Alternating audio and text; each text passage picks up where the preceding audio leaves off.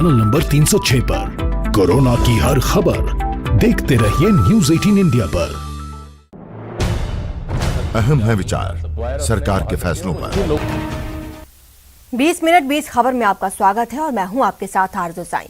हम अगले 20 मिनट में आपको देश और दुनिया की 20 ऐसी खबरें बताने वाले हैं जो इस वक्त न केवल सुर्खियों में है बल्कि दिलचस्प और अहम भी हैं। तो शुरू करते हैं 20 मिनट में 20 खबरों का सिलसिला। सबसे पहले देखेंगे राजस्थान की कौन कौन सी खबर इस वक्त अहम है। श्री गंगानगर में भले ही कोरोना संक्रमितों की संख्या में गिरावट दर्ज की जा रही हो, लेकिन ब्लैक फंगस संक्रमित मरीजों की संख्या में लगातार इजाफा हो रहा है। बताया जा रहा है कि श्री गंगानगर जिले में तकरीबन 15 से 20 ब्लैक फंगस के लक्षण वाले मरीज सामने आ रहे हैं।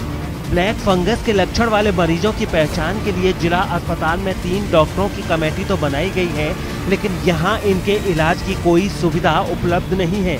ऐसे में श्री गंगानगर के डॉक्टर ब्लैक फंगस के मरीजों को बीकानेर मेडिकल कॉलेज रेफर कर देते हैं। खास बात यह है कि ब्लैक फंगस के इलाज में सबसे जरूरी जीवन रक्षक इंजेक्शन लाइपोसोमोल भी यहाँ उपलब्ध नहीं है। डॉक्टरों ने सरकार से 200 इंजेक्शन की मांग की है, लेकिन अभी तक वो खेप मिल नहीं पाई है। हमारे पास अभी ब्लैक फंगस के 2 केस डिटेक्ट हुए हैं, जिसमें से एक केस तो है जो हमने जयपुर रेफ़र किया है, और एक केस जो विचित्र सिंह था वो डायबिटिक भी था और कोविड पॉजिटिव भी था और काफ़ी एज था, तो वो एक्सपायर हो गया है। और उसके लिए हमने 3 डॉक्टरों की कमेटी का गठन किया है। ये उस मरीज़ का जांच करेंगे, जांच करने के बाद में क्लिनिकली और देख के और डिसाइड करेंगे ब्लैक फंगस का केस है तो उसको फिर रेफर करने की कार्रवाई सुनिश्चित कराएंगे मेडिकल कॉलेज लेवल पे। कोरोना के बाद अब ब्लैक फंगस के बढ़ते मामलों ने मरुधरा की चिंता बढ़ा दी है। ब्लैक फंगस से बचने के लिए राजस्थान सरकार ने घर घर जाकर सर्वे कराने का भी फैसला लिया है, ताकि कोरोना से ठीक हो चुके मरीजों में बीमारी के लक्षणों की जांच हो सके। इसके लिए स्वास्थ्य विभाग के अधिकारी खुद स्वास्थ्य कर्मियों के साथ घर घर पहुंचते देखे गए। इस सर्वे के जरिए अधिकारियों की कोशिश है कि अगर किसी मरीज में बीमारी के लक्षण दिखें तो उसे वक्त रहते इलाज दिया जा सके। यहाँ पर जो दवाइयाँ उपलब्ध कराई जाए, जिससे कि माइग्रेन के जो अचानक केस बढ़ रहे हैं उनको लगाम लग सके। सर्वे के दौरान उन मरीजों की भी मदद की जा रही है जो घर में रहते हुए भी कोरोना से जंग लड़ रहे हैं। पेशेंट को गाइड करते हैं, अगर उनका पॉजिटिव केसेस है तो उनको भी प्रॉपर तरीके से गाइड करते हैं। सरकार का अनुमान है कि इस सर्वे के जरिए उन लोगों की पहचान हो पाएगी जो ब्लैक फंगस के शुरुआती लक्षणों को नजरअंदाज कर देते हैं। कोरोना अब जिस तरह से बच्चों को अपनी चपेट में ले रहा है, उससे इस बात की आशंका गहराने लगी है कि देश में कोरोना की तीसरी लहर की शुरुआत हो चुकी है। अकेले जोधपुर में पिछले 23 दिनों में ही 648 बच्चे कोरोना पॉजिटिव हो चुके हैं। हालांकि राहत की बात बस इतनी सी है कि बहुत कम बच्चों को अस्पताल में भर्ती करवाना पड़ा है।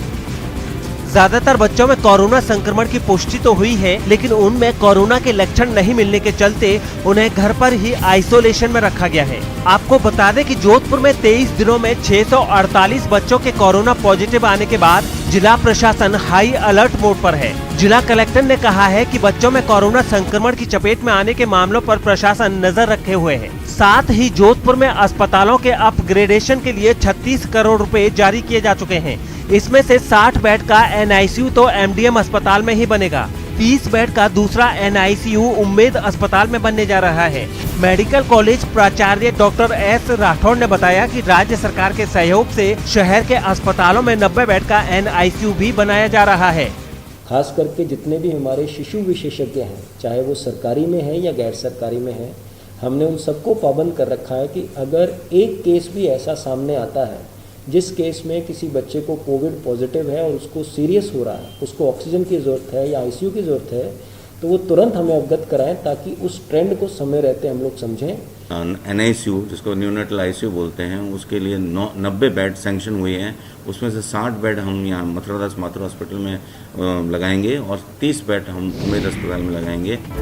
चूरू के राजकीय भरतिया जिला अस्पताल में दूसरा ऑक्सीजन प्लांट शुरू होने के 24 घंटे बाद आधुनिक सुविधाओं वाला नया कोविड-19 इमरजेंसी वार्ड भी शुरू हो गया है। नए आपातकालीन वार्ड में 20 बेड पर मरीजों को ऑक्सीजन की सुविधा मिलेगी, जबकि निगरानी कक्ष में 5 बेड पर ऑक्सीजन कंसंट्रेटर की सुविधा रहेगी। यहाँ आपात स्थिति के लिए 4 वेंटिलेटर की भी व्यवस्था है। आपको बता दें कि यहाँ के मेडिकल कॉलेज के सर्जन डॉक्टर जेपी चौधरी को कोविड के इमरजेंसी वार्ड का प्रभारी बनाया गया है। गौरतलब है कि इससे पूर्व जिला अस्पताल के पुराने आपातकालीन वार्ड में महज 6 बेड की सुविधा थी। कोविड-19 इमरजेंसी अभी शुरू किया गया आज दोपहर को 2 बजे से। 20 बेडेड है और ये पूरा सेंट्रलाइज्ड ऑक्सीजन है इसमें। पोखरण के कोरोना संक्रमित लोगों के लिए एक राहत भरी खबर है। यहाँ के सबसे बड़े अस्पताल उप जिला अस्पताल में कोरोना संक्रमण के जांच की सुविधा शुरू हो गई है। पहले लोगों को कोरोना संक्रमण के साथ साथ खांसी और बुखार जैसी बीमारियों में भी यहाँ सिर्फ सैंपल देने की सुविधा मिलती थी। यहाँ लिए गए सैंपल को जांच के लिए जैसलमेर भेजना पड़ता था, जहां से रिपोर्ट आने में 5 से 7 दिन लग जाया करते थे। लेकिन अब ऐसा नहीं होगा, क्योंकि अब उप जिला अस्पताल में ही जांच की सुविधा शुरू हो गई है। यहाँ के बीसीएमओ का कहना है कि corona rapid antigen test Pokhran उप जिला अस्पताल के साथ साथ सांकड़ा खंड के सभी सीएचसी और पीएचसी में होने लगा है और इसके लिए मेडिकल मोबाइल यूनिट को लगाया गया है। क्षेत्र में अपन ने रैपिड एंटीजन टेस्ट कोविड का स्टार्ट कर दिया है, जिसमें 2 मेडिकल मोबाइल यूनिट है जो गांव-गांव में कैंप लगा के ओपीडी भी चेक करती है। उसमें जो भी सिम्टोमेटिक पेशेंट आ रहे हैं उन सबके एंटीजन टेस्ट करके उसका रिजल्ट 15-20 मिनट में प्राप्त हो जाता है। जो भी पॉजिटिव आता है सिम्टोमेटिक उनको अपन वहाँ पे मेडिकल किट अवेलेबल करवा के तुरंत प्रभाव से उसको राहत दे देते। भरतपुर में लोगों की लापरवाही रुकने का नाम नहीं ले रही। बाजार या सब्जी मंडी या फिर अस्पताल, हर जगह भीड़ देखने को मिल रही है। यहाँ अब प्रशासन की तरफ से कोई खास व्यवस्था नजर नहीं आती, जिसकी वजह से लोग भी बेफिक्र होकर बाहर निकल रहे हैं। कुछ दिन पहले पुलिस वालों ने कुछ कड़ाई की थी, लेकिन उसका भी कोई फायदा नहीं हुआ था। ऐसे में हो सकता है पुलिस वालों ने इन लोगों के सामने हार मान ली हो और संकट काल को दावत देने वाले ऐसे लोगों को उनके हाल पर छोड़ दिया हो। सरकार द्वारा त्रिस्तरीय जन अनुशासन पखवाड़ा लगा दिया गया है, लेकिन बाजारों में जो पहले जैसा माहौल है, लोगों की लापरवाही है, वो लगातार देखी जा रही है। बेवजह जो लोग हैं वो घरों से बाहर निकल रहे हैं और बाजार में चहलकदमी करते हुए नजर आ रहे हैं। आप त्रिस्तरीय नज़ारा देख सकते हैं। बाजार में जो लोग हैं ज़्यादातर ऐसे ही नज़र आ रहे हैं जो बेवजह ही काम के और बिना काम के बाजार में घूम रहे हैं। ऐसे में अब लोगों को सख्ती करने की ज़रूरत है, प्रशासन को भी सख्ती करने की ज़रूरत है और लोगों को अपनी लापरवाही से अब बाज आना चाहिए, क्योंकि लगातार WHO जो है वो चेतावनी दे रहा है कि जो तीसरी लहर है उससे लड़ना मुश्किल होगा और प्रशासन है वो भी लगातार तैयारियां कर जुटा हुआ है। कोरोना से जंग जीतने की खुशी नैना गुप्ता के चेहरे पर साफ साफ नजर आ रही है। साथ ही वो बार बार हाथ जोड़कर RBM अस्पताल के डॉक्टरों को धन्यवाद भी कर रही हैं। आपको बता दें कि नैना गुप्ता दिल्ली के रोहिणी की रहने वाली हैं। 1 महीने पहले वो कोरोना संक्रमित हो गई थी। दिल्ली में काफी भटकने के बाद भी उन्हें किसी अस्पताल में बेड नहीं मिल पाया था। दिल्ली के बाद उन्होंने यूपी के नोएडा और गाजियाबाद के साथ साथ हरियाणा के गुड़गांव के अस्पतालों में भी कोशिशें की, लेकिन उन्हें कहीं कोई जगह नहीं मिली। इसके बाद नैना गुप्ता के परिवार वालों ने राज्य मंत्री भजन लाल जाटव से बात की। उन्हीं की सलाह पर नैना गुप्ता को उसके परिवार वाले भरतपुर के RBM अस्पताल लेकर आए। जिस वक्त नैना RBM अस्पताल पहुंची थी, उस वक्त उनका ऑक्सीजन लेवल 40% रह गया था। ऐसे में डॉक्टर भी सदमे में आ गए थे, लेकिन उन्होंने हिम्मत नहीं हारी और 1 महीने की कोशिशों के बाद नैना की रिपोर्ट नेगेटिव आई है और अब उन्हें अस्पताल से छुट्टी भी मिल गई है, जिसके लिए नैना पूरे अस्पताल और साथ में CM गहलोत का भी आभार व्यक्त कर रही हैं। यहाँ पे मुझे बहुत अच्छा लगा। यहाँ पे स्टाफ बहुत अच्छा है, डॉक्टर्स बहुत अच्छे हैं। 2 बजे भी बुलाओ तो रात के 2 बजे भी आते हैं। यहाँ पे लगा मुझे बहुत अच्छा लगा और डॉक्टर्स की कृपा से मेरे को जीवन दोबारा मिला। आज वो कम्प्लीटली रिकवर होकर के नेगेटिव होकर के और घर के लिए डिस्चार्ज हो रही हैं। तो मैं यही कहूँगी कि नैना गुप्ता जी की खुद की इच्छा शक्ति और हमारे स्टाफ की जो मेहनत रही है उससे ये रिकवर हो पाई हैं। स्वास्थ्य सेवाओं में सुधार और विकास के क्षेत्र में जिला कलेक्टर आशीष मोदी की कोशिशें रंग लाई है और भारत सरकार ने बेहतर स्वास्थ्य सेवा के लिए जैसलमेर जिला को लक्ष्य सर्टिफिकेट देने का ऐलान किया है। दरअसल UNFPA यूनिट की कोशिशों की वजह से जवाहर चिकित्सालय के प्रसव कक्ष की गुणवत्ता में आमूलचूल परिवर्तन आया है। इस परिवर्तन की वजह से केंद्रीय स्वास्थ्य मंत्रालय ने लक्ष्य सर्टिफिकेट प्रदान किया है। इस सर्टिफिकेट के तहत 3 लाख रुपए की धनराशि और सम्मान पत्र दिया जाएगा। आपको बता दें कि जिला कलेक्टर आशीष मोदी की पहल पर मातृ एवं शिशु स्वास्थ्य सेवाओं में बेहतरी लाने के लिए पिछले 3-4 महीने से लगातार कोशिशें की जा रही थी, जिसकी वजह से यहाँ की सर्विस पहले से कई गुना बेहतर हो गई है।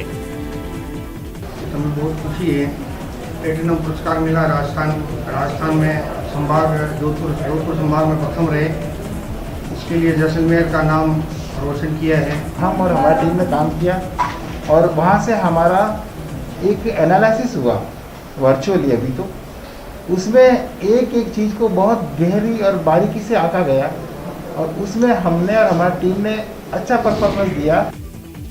झुंझुनू जिले का ये छोटा सा गांव क्यामसर है। हर घर के सामने लगे कोरोना से बचाव वाले ये पोस्टर, दरवाजे पर रखे सैनिटाइजर और मास्क पहनने की आदत की वजह से अब तक यहाँ के सभी लोग कोरोना संक्रमण से बचे हुए हैं। हमारे गांव के अंदर एक टीम बनाई गई है, जिसके जो कार्यकर्ता हैं वो पवन कुमार आलड़िया हैं। उन्होंने हमें समझाया कि गांव के अंदर एक टीम बनाई जाए, जिसके अंदर से मास्क वितरित किए गए हैं। कोई भी गली से बाहर नहीं निकला, गांव एकदम सुरक्षित है। में कोरोना गाइडलाइन का पालन करते हुए सभी युवाओं के माध्यम से ये सभी को जागरूक किया जा रहा है। महिलाओं को, बच्चों को, बुजुर्गों को, और प्रत्येक घर के आगे नो मास्क नो एंट्री का पोस्टर लगाकर सभी को प्रेरित किया जा रहा है और सभी युवाओं के माध्यम से सोडियम हाइपरक्लोराइड का छिड़काव किया जा रहा है। दरअसल कोरोना संक्रमण की शुरुआत के साथ ही यहाँ के लोगों ने अपने बचाव की कोशिशें शुरू कर दी थी। सबसे पहले यहाँ के सभी लोगों ने मास्क पहनने की आदत डाली। हाथ धोने और सैनिटाइजेशन के साथ साथ सभी लोगों ने सोशल डिस्टेंसिंग का भी कड़ाई से पालन किया। इतना ही नहीं, जब सरकार की ओर से लॉकडाउन का ऐलान किया गया, यहाँ के लोगों ने उसका सख्ती से पालन किया। तभी ये गांव अब तक सुरक्षित रह पाया है। 20 मिनट 20 खबर में अब देख लेते हैं कुछ दूसरे राज्यों की खबरें। गुजरात के जामनगर से एक खौफनाक वीडियो सामने आया है। यहाँ कुछ कार सवार बदमाशों ने एक आदमी की सरेआम हत्या कर दी थी। बताया गया है कि कुछ दिन पहले मामूली बात पर आरोपियों और इस आदमी के बीच विवाद हुआ था, जिसकी कीमत इस शख्स को अपनी जान देकर चुकानी पड़ी। सीसीटीवी में हत्या की जो तस्वीरें रिकॉर्ड हुई हैं, उसमें एक शख्स सड़क किनारे एक कुर्सी पर बैठा नजर आता है। तभी सामने की तरफ से आई एक कार ने उसे टक्कर मार दी।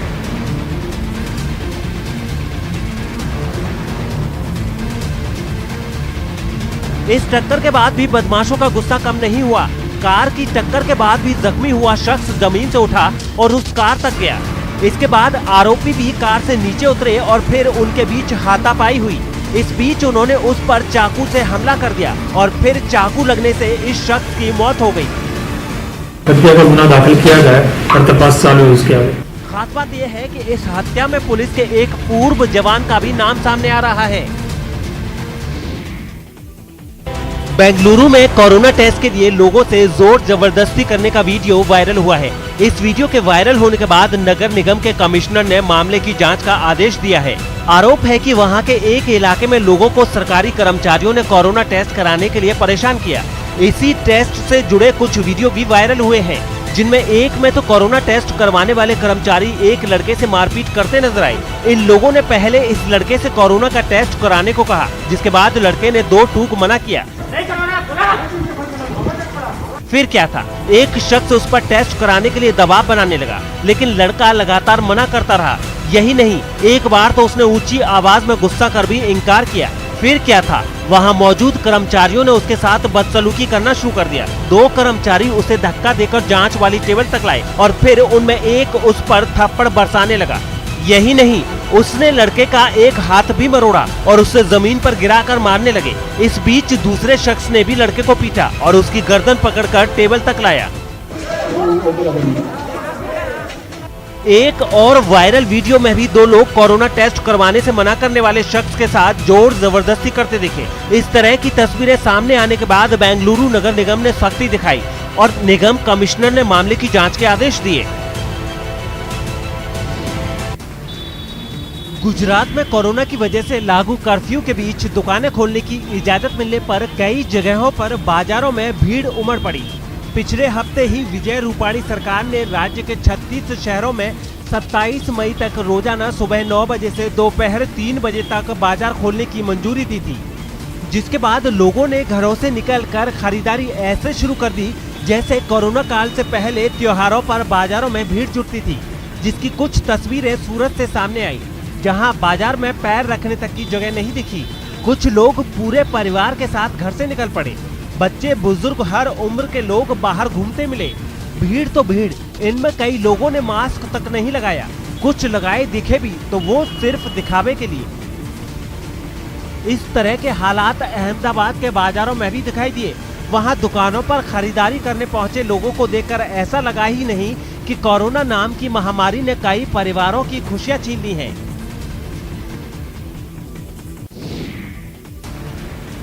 उत्तर प्रदेश के संभल से हैरान करने वाली कुछ तस्वीरें सामने आई हैं। वहां दो पक्षों ने एक दूसरे पर जमकर पत्थर बरसाए, जिसमें कुछ लोग घायल हो गए। आरोप है कि पैसों के लेन देन के मुद्दे पर उनके बीच विवाद शुरू हुआ, जो अचानक इतना बढ़ गया कि उन्होंने एक दूसरे पर हमला कर दिया। वहां से सामने आई एक तस्वीर में कुछ लोग एक दुकान की छत पर पत्थर बरसाते दिखाई दिए। उस छत पर भी कुछ लोग नजर आए जो इस हमले का जवाब देने में पीछे नहीं रहे। इसके बाद तो दोनों तरफ से पत्थरों की बारिश शुरू हो गई। आसपास के लोग जुटकर इस लड़ाई को देखने लगे, लेकिन कोई बीच बचाव करने के लिए आगे नहीं आया।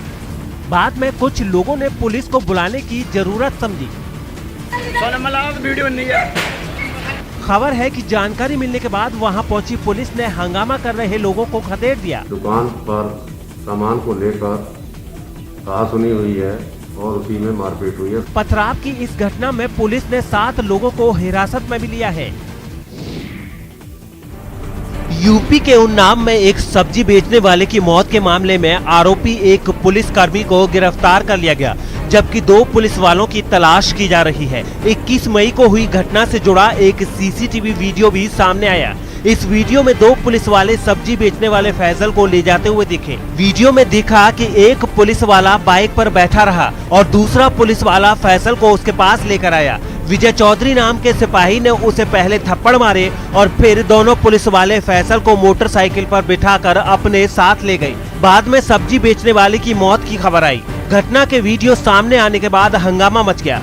फैसल की मौत के मामले में 3 पुलिस वालों पर हत्या का मामला भी दर्ज किया गया है। अभियुक्तों की गिरफ्तारी के लिए प्रयास किए जा रहे हैं, तो इतना क्राइम ब्रांच को दी गई है। एक अभियुक्त अभी तक गिरफ्तार किया गया है और अन्य अभियुक्तों की गिरफ्तारी के लिए प्रयास किए जा रहे हैं। जो भी कर्मचारी थे उनको पूर्व में ही निलंबित किया जा चुका है। उसकी विवेचना क्राइम ब्रांच को भी दे दी गई है।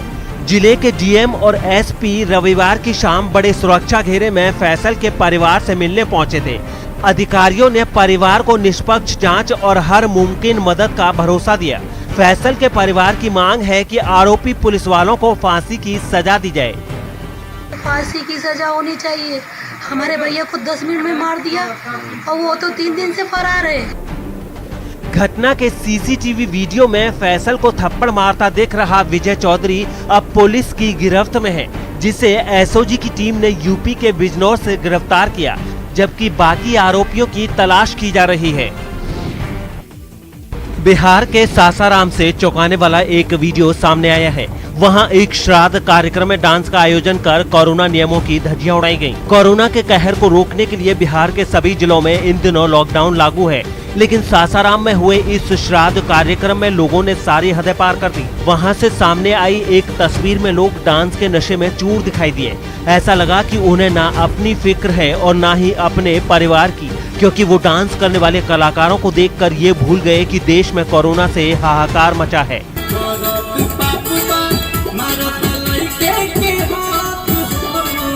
सोशल डिस्टेंसिंग की बात तो दूर, कार्यक्रम में शामिल कलाकारों के अलावा कई लोग ऐसे भी दिखे जिन्होंने मास्क पहनना भी जरूरी नहीं समझा। वहां लोग न सिर्फ एक दूसरे से सटकर बैठे दिखे, बल्कि डांस के दौरान कुछ लोग कलाकारों के ऊपर पैसे भी लुटाते नजर आए। कोरोना के कहर के बावजूद देश के कई राज्यों में शादी समारोह में नियमों की धज्जियां उड़ाई जा रही हैं। इस महामारी के खतरे के बावजूद लोग कोरोना नियमों की अनदेखी करने से चूक नहीं रहे, जिसकी एक तस्वीर गुजरात के पंचमहल से भी सामने आई है। जिसमें एक बारात में शामिल लोग नियमों की धज्जियां उड़ाते दिखे। कोरोना से बेपरवाह लोग जमकर डीजे की धुन पर थिरकते नजर आए। मस्ती के माहौल में ये लोग महामारी को भूल गए। ना तो किसी ने मास्क लगाना जरूरी समझा, ना ही जरूरी दूरी के नियम का ही पालन किया गया। दूल्हा भी मस्ती में थिरकता दिखाई दिया।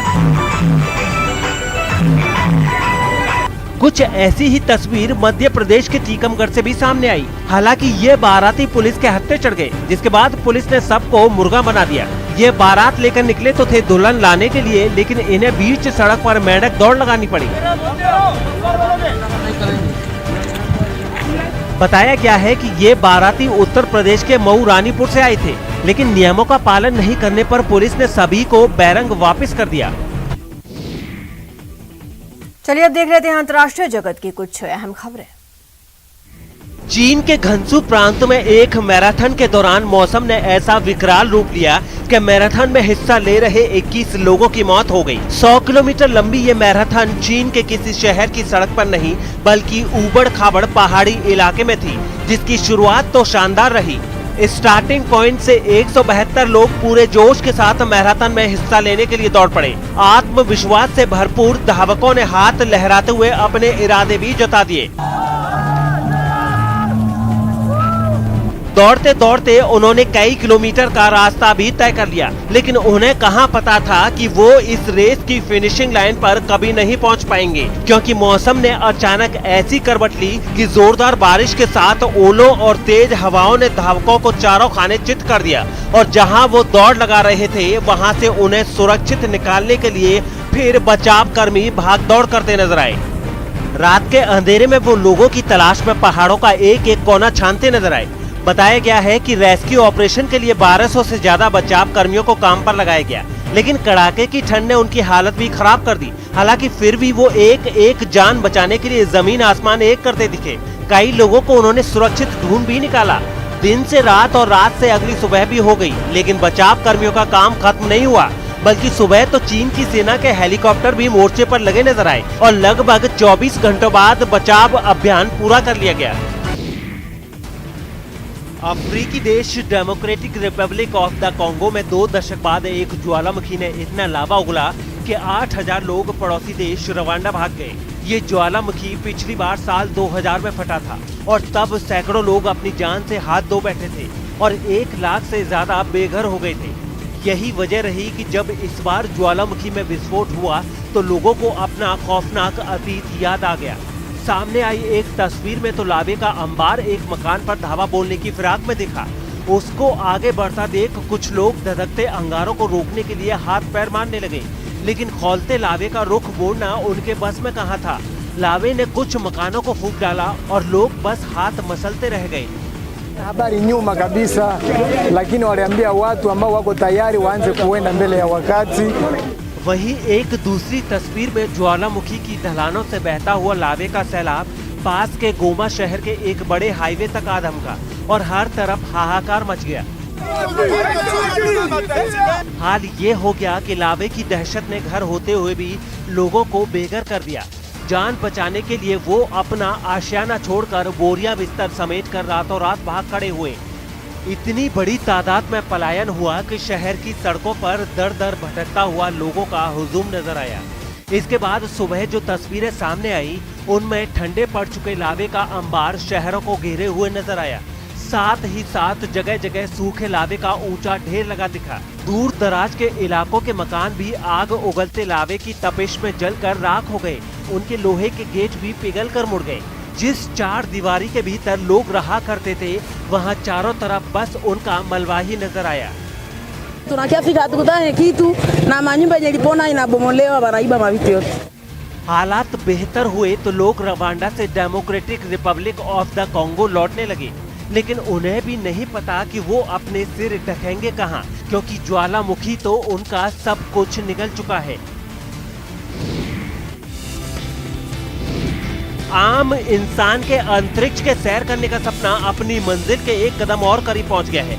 अमेरिका की space flight company virgin galactic के स्पेसक्राफ्ट ने न्यू मैक्सिको से 2 पायलटों के साथ सफल टेस्ट उड़ान भरी है। इसके लिए स्पेसक्राफ्ट को वर्जिन गैलेक्टिक के ही एक जहाज से आसमान में करीब 44,000 फीट की ऊंचाई पर ले जाया गया। और वहां से स्पेसक्राफ्ट नीचे छोड़ दिया गया। स्पेसक्राफ्ट ने आवाज की रफ्तार से 3 गुना से ज्यादा रफ्तार पकड़ी और देखते ही देखते वो अंतरिक्ष को छूकर वापस पृथ्वी पर आ गया। बताया गया है कि इस स्पेसक्राफ्ट में 6 यात्री बैठ सकते हैं, लेकिन मजेदार बात यह है कि अब तक इसे लाइसेंस तक नहीं मिला है और इससे पहले ही बड़े बड़े सेलिब्रिटी समेत लगभग 600 लोग इससे अंतरिक्ष की उड़ान भरने के लिए टिकट भी बुक करा चुके हैं, जिनमें एक टिकट की कीमत ही लगभग 2 करोड़ रुपए तक है। रूस के मॉस्को से हैरान करने वाली तस्वीरें सामने आई हैं। वहां एविएशन फेस्टिवल में एयर शो के दौरान 52 साल की एक महिला पायलट का करतब देखकर दर्शक दंग रह गए। वैसे तो इस खास कार्यक्रम में एरोबैटिक्स टीम ने छोटे विमानों और हेलीकॉप्टरों पर तरह तरह के स्टंट दिखाए, लेकिन सबसे ज्यादा चर्चा महिला पायलट ने ही बटोरी, जिसका लाल रंग का छोटा विमान टेक ऑफ करने के साथ ही हवा में कलाबाजी करता नजर आया। आसमान में तेज रफ्तार से उड़ते हवाई जहाज को नीचे खड़े दर्शक टकटकी लगाए देखते रहे। कुछ देर हवा में करतब दिखाने के बाद ये हवाई जहाज सही सलामत लैंड कर गया, जिसके बाद वहां मौजूद लोगों ने उसकी पायलट स्वेतलाना कापानीना का तालियों से स्वागत किया। स्वेतलाना रूस में मौजूद गिनी चुनी महिला पायलटों में एक है। वहीं इस एविएशन फेस्टिवल में कई पुराने हवाई जहाजों ने भी करतब दिखाकर लोगों को हैरान कर दिया। दर्शकों के लिए ये नजारा बेहद अद्भुत था, जिसे उन्होंने अपने कैमरे में भी रिकॉर्ड कर लिया। प्रदेश में वन्य जीवों की